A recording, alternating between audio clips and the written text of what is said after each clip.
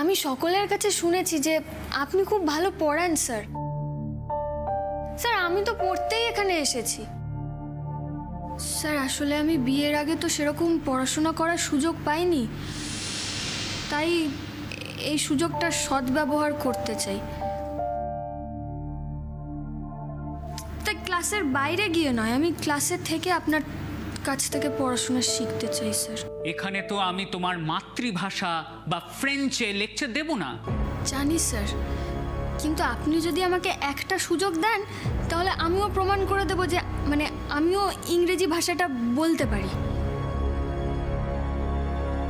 আমি কথা দিচ্ছি স্যার আপনাকে। তাই বুঝি তুমি আমাকে চ্যালেঞ্জ করছো? এই কয়েকদিনের মধ্যে এই বয়সে এসে কলেজে ঢুকে আমার মতন ইংলিশ শিখে যাবে? না না স্যার, আমি আপনাকে চ্যালেঞ্জ করব এত স্পর্ধা বা অধিকার কোনোটাই আমার নেই। স্যার আমি আপনার কাছে অনুরোধ করছি, আমাদেরকে প্লিজ ক্লাস করতে দিন। আপনার কাছে ইংরেজিটা যদি শিখি তবেই তো আমরা ইংরেজিটা ঠিকঠাক শিখতে পারবো। আর 5টা ভাষার মতোই তো ইংরেজি ভাষা, সেটা তো না শেখার মতো তো কিছু নেই, মানুষেরই তো ভাষা। স্যার আমি মফস্বলে বড় হয়েছি, ওখানকার বাংলা মিডিয়াম স্কুলেই আমার পড়াশোনা। ইংরেজিটা না সেরকম ভালোভাবে শেখার সুযোগ পাইনি। আমি বুঝতে পারছি আমার উপরে আপনি রাগ করছেন হয়তো, কিন্তু আমাকে একটা কথা বলুন তো স্যার, এই ইংরেজি না জানাটা আমার খামতি হতে পারে, কিন্তু আমার অপরাধ কি? আমার কাছে তাই আমার ক্লাসে ইংলিশ না জানাটা একটা ক্রাইম। সবাই কি সব ভাষা জানে স্যার? আমরা তো নিজেদের প্রয়োজন মতো শিখিনি। আপনি যেহেতু ফ্রেঞ্চ জানেন না, তাই সত্যি মিথ্যে যাচাই না করেই আপনি মেনে নিলেন যে আমি ফ্রেঞ্চে কথা বলছি। কি বলতে চাইছো তুমি? অপরাধ নেবেন না স্যার, ফ্রান্স যাওয়া তো দূর, আমি তো কোনোদিনও বারাসাতের বাইরেই যাইনি।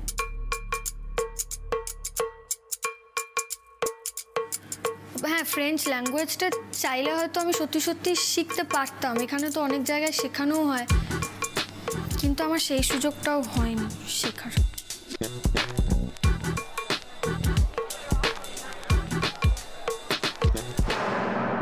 তার এতক্ষণ ধরে তুমি আমাকে মিথ্যে কথা বলেছো? তার জন্য আপনি আমাকে শাস্তি দিতে পারেন স্যার। তোমার এত সাহস, তুমি আমার ক্লাসে দাঁড়িয়ে আমার সঙ্গে ইয়ার্কি করছিলে? স্যার আপনার সঙ্গে ইয়ার্কি করার মতো সাহস আমার সত্যিই নেই। আমি শুধু একটা উদাহরণ দিয়ে বোঝাতে চাইছিলাম যে আমাদের সবার পক্ষে সব ভাষাটা জানা সম্ভব হয় না সবসময়,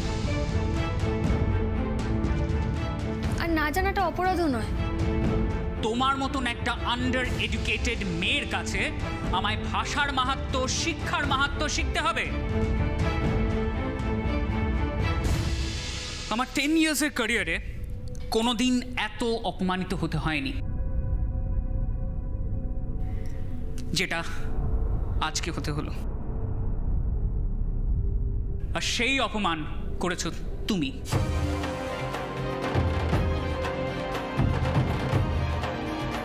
আজ তুমি যেটা করলে এর ফল তোমায় ভোগ করতে হবে। ভেবো না এটা এখানেই শেষ হয়ে যাবে।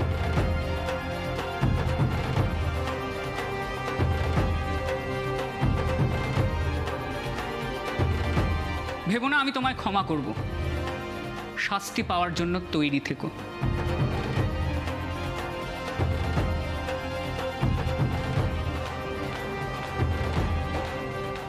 এবার বকুল শেষ, ও জানেও না কাল লেজে পা দিয়েছে।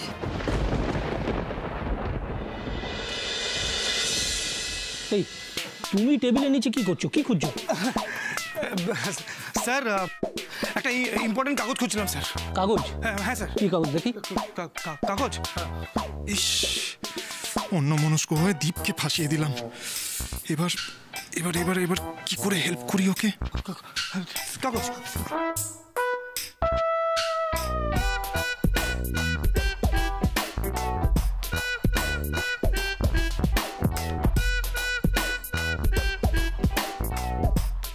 এই ঋষি ও টেবিলের নিচে কি করছে, কি খুঁজছে? ওই তো বললো না একটা ইম্পর্টেন্ট কাগজ খুঁজছে, এতক্ষণে পেয়ে গেছে হয়তো। স্যার পেয়ে গেছি, স্যার পেয়ে গেছি, পেয়ে গেছি স্যার। এটা তো সাদা কাগজ, এটা তুমি খুঁজছিলে? হ্যাঁ স্যার, স্যার আপনি তো জানেন স্যার ঋষি আমার বস। স্যার বসরা কেমন হয়, ঋষি আমাকে ডিকটেট করবে বলেছিল স্যার একটা কাগজে লেখার জন্য আর কি। যখন স্যার লিখছিলাম তখন কাগজটা হঠাৎ করে উড়ে পড়ে গেল স্যার। ঋষি স্যার তখনই রেগে গেল আর বললো যে ওই কাগজে নাকি আমাকে লিখতে হবে। তাই স্যার কাগজটা খুঁজছিলাম। ওকে দীপ, ইউ মে লিভ নাও, পরে ডেকে নেবো আমি। Okay sir.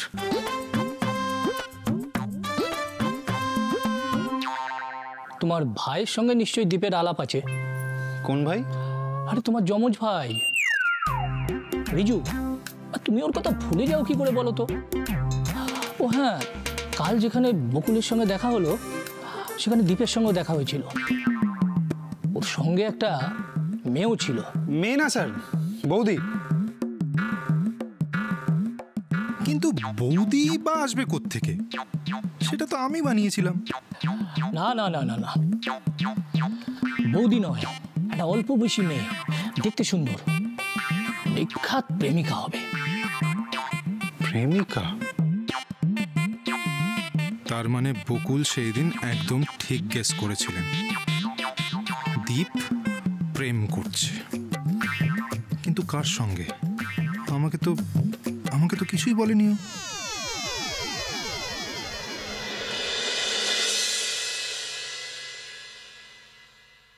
কাল সারা রাত আমি ঘুমোতে পারিনি। আমি কি কখনো ভেবেছিলাম মাকে মিথ্যে কথা বলবো? মা, তোমাকে মিথ্যে বলে আমার সত্যি খুব কষ্ট হচ্ছে মা। আমি কতদিন এই সত্যিটা লুকিয়ে রাখবো? অন্যের কাছ থেকে শোনার আগে আমারই মাকে সব সত্যিটা বলা উচিত। ঈশা আজ কলেজে যায়নি কেন? কারণটা আমাকে জানতেই হবে। আমি মাকে সব সত্যি কথা বলে দেব।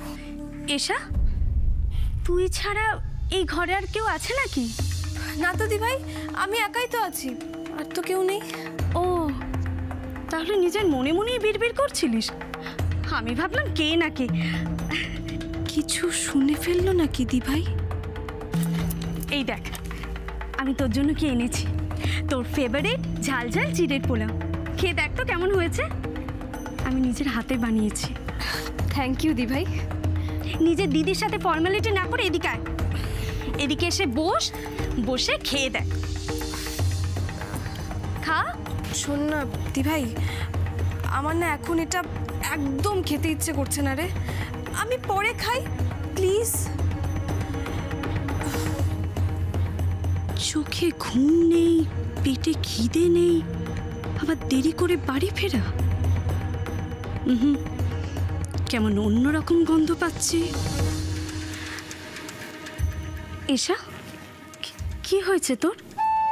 শরীর খারাপ লাগছে? মানে ওষুধ টষুধ কিছু লাগবে? হ্যাঁ না দি ভাই, আমার ওষুধ টষুধ কিচ্ছু চাই না। আমার শরীর খারাপ হয়নি, আমার এমনি একটু খারাপ লাগছিল আর কি। শোন না, তুই একটা কাজ কর না, তুই খাবারটা ফ্রিজে রেখে দে, আমি পরে গরম করে খেয়ে নেব। না, এবার তো আমি শিওর তোর কিছু না কিছু তো একটা হয়েছে। ফ্রিজে রাখা বাসি খাবার তুই কখনো খেতে চাস?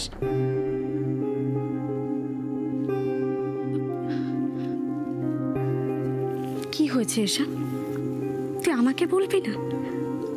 আগে তো আমার সাথে কত কিছু শেয়ার করতিস। নিজের মনের কথা আমাকে না বললে তোর তো খাবারই হজম হতো না। আর এখন সেই দিদির কাছ থেকে তুই মনের কথা লুকোচ্ছিস। দি ভাই শোন না, তুই একটু বেশি ভাবছিস। আরে আমার লুকোনোর কি থাকতে পারে বলতো? আরে কি বলতো, আমার না পড়ার চাপটা একটু বেশি বেড়ে গেছে রে, ওই তাই জন্য একটু টেনশন হচ্ছিল। আর সামনে আমার এক্সাম না, এই জন্য আর কি।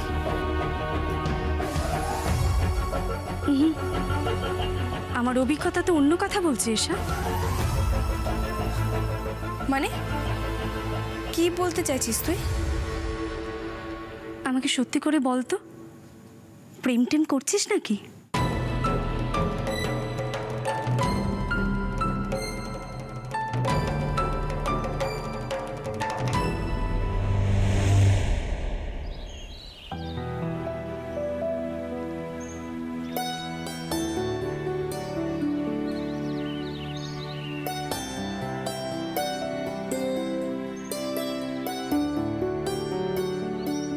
সকাল থেকে এখনো অব্দি একটাও ফোন করলেন না তো উনি? অন্যদিন হলে এই সময়ের মধ্যে কতগুলো ফোন চলে আসতো। সময় মতো খেয়ে নেবেন, বৃষ্টিতে ভিজবেন না, কত কথা। আজ একবারও মনে হলো না যে একবার আমি ফোন করে দেখি আমি খেয়েছি কি না বা কি করেছি।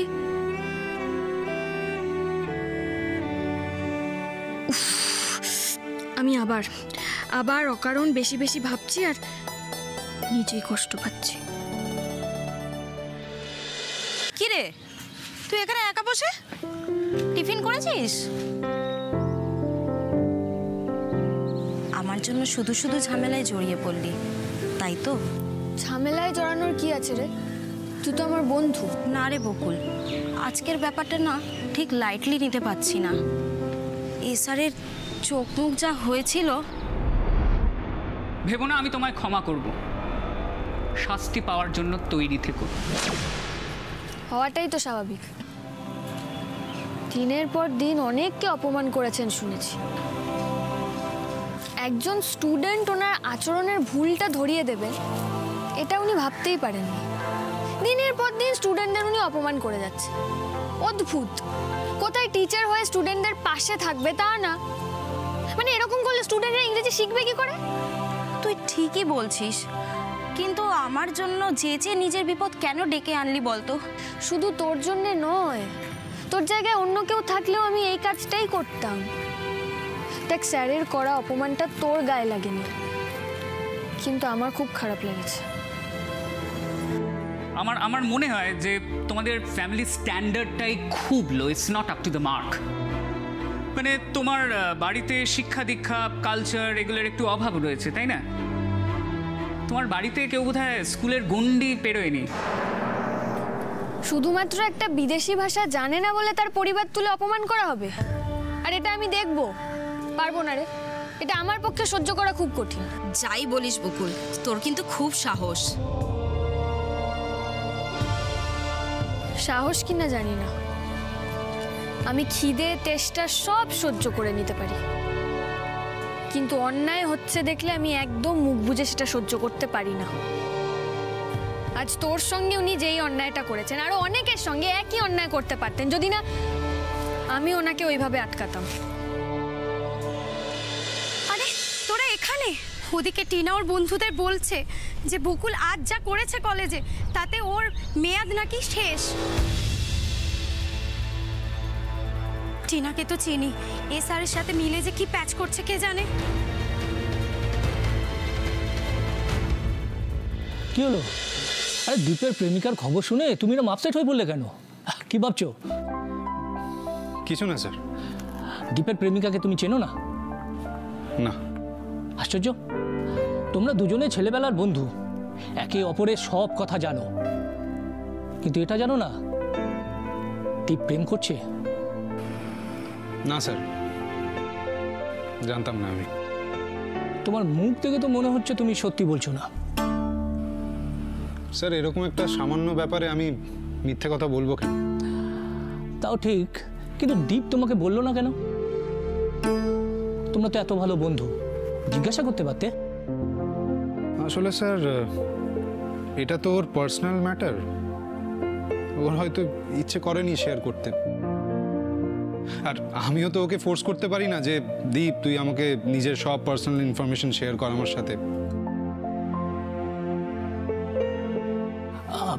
ঠিক বলেছো, জিজ্ঞেস করাটা উচিত হবে না। এনিওয়ে, তুমি কাজ করো। আশ্চর্য, দীপ তো কোনোদিনও কোনো কিছু লুকোয়নি আমার কাছ থেকে, তাহলে এত বড় কথা না বলে থাকলো কি করে?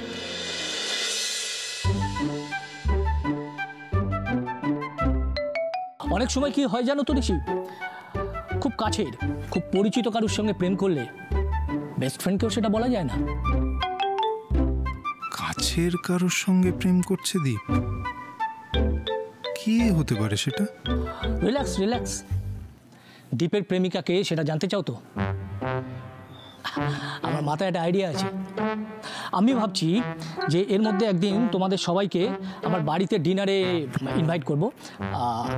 দীপকে বলবো ওর প্রেমিকাকে নিয়ে আসতে, আর তুমি একটা কাজ করবে, তোমার বউ আর ভাই রিজুকে নিয়ে চলে আসবে। আর দীপকে আমরা এই ব্যাপারটা আগে থেকে জানাবো না।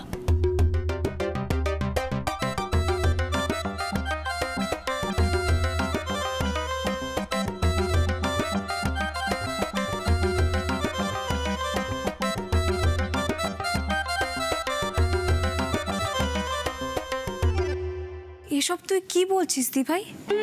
প্লিজ এসব বলিস না, কারোর যদি কানে যায়।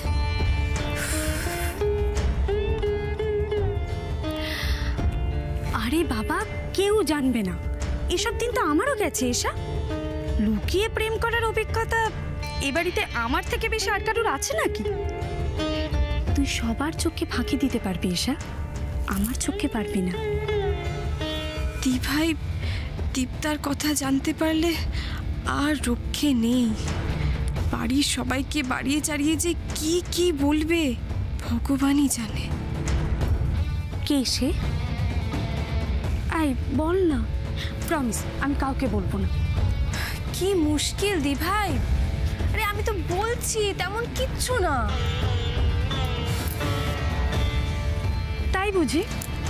তাহলে কালকে কলেজের পর বাড়িতে না এসে কোথায় গিয়েছিলিস? আমি স্যারের কাছে ক্ষমা চেয়ে নেব, তাহলেই তো আর কোনো সমস্যা হবে না, তাই না রে? কি জানি বাবা, এখন আবার আলাদা করে খটা করে ক্ষমা চাইবি? তাতে যদি হিতে বিপরীত হয়? হতেই পারে। এখন বকুল যদি গিয়ে ওর নিজের ভুলটা স্বীকার করে, তাহলে তো সেই ভুলের শাস্তি ওকে পেতেই হবে। ভুল করেছি একবারও তো বলবো না। আমার আচরণে যদি উনি অপমানিত হয়ে থাকেন, তাহলে আমি তার জন্য ক্ষমা চাইব। অন্যায়ের প্রতিবাদ করাটা ভুল নয়। তুই কি মনে করিস স্যার তোর কথা মেনে নেবেন? হ্যাঁ, আশা করি মানে অন্তত সেই মুহূর্তের জন্য আমাকে ভুল বুঝলেও পরে উনি আমাকে ক্ষমা করে দেবেন। এসা আজ কলেজে থাকলে আমাকে হেল্প করতে পারত। দি ভাই, আমি তো বন্ধুর বাড়ি গিয়েছিলাম, আমি দীপ্তির বাড়িতে গিয়েছিলাম নোটস আনতে। আর এই কথাটা তো আমার মাও জানে। তুই কি এটার মধ্যেও কোনো রহস্য খুঁজছিস? ছাড় তো। এরকম নোটস আনতে আমিও সকাল বিকেল অনেক বন্ধুর বাড়ি গেছি। শোন, তুই ভুল বুঝছিস। এরকম যদি কিছু হতো তাহলে তো আমি বাড়িতে জানাতাম। তুই না এই ইয়ার্কিটা বাড়ির আর কারোর সামনে করিস না রে, প্লিজ। ওরা সবাই আমার পেছনে লাগবে। তুই বোকা নাকি? কাউকে একদম কিচ্ছু বলবি না, আর জানলেই তো সবাই ব্যাগটা দেবে তোর প্রেমে, বুঝলি?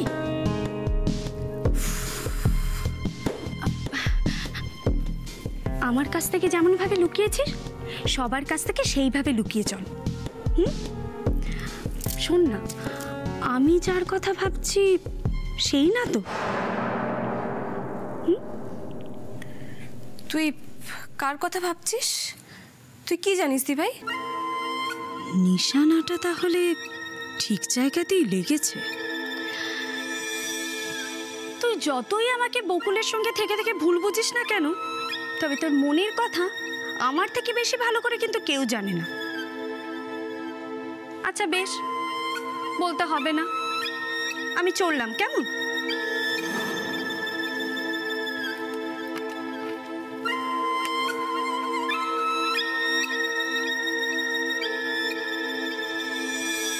তবে আমি কিন্তু জানি তোর মনে কে আছে। ভাইয়ের বন্ধু দীপ। ঠিক বলেছি না?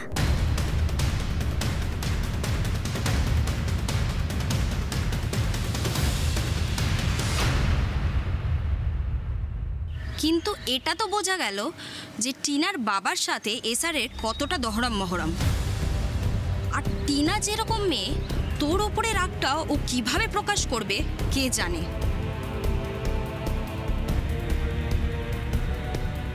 এসআরকে খুঁচিয়ে খুঁচিয়ে আরও কতটা উত্তেজিত করবে বুঝতে পারছি না। তোদের তো আমি এতক্ষণ আসল কথাটাই বলিনি। টিনা বলছিল ও এমন কিছু করবে যাতে কলেজ বকুলকে রাস্টিকেট করতে বাধ্য হয়।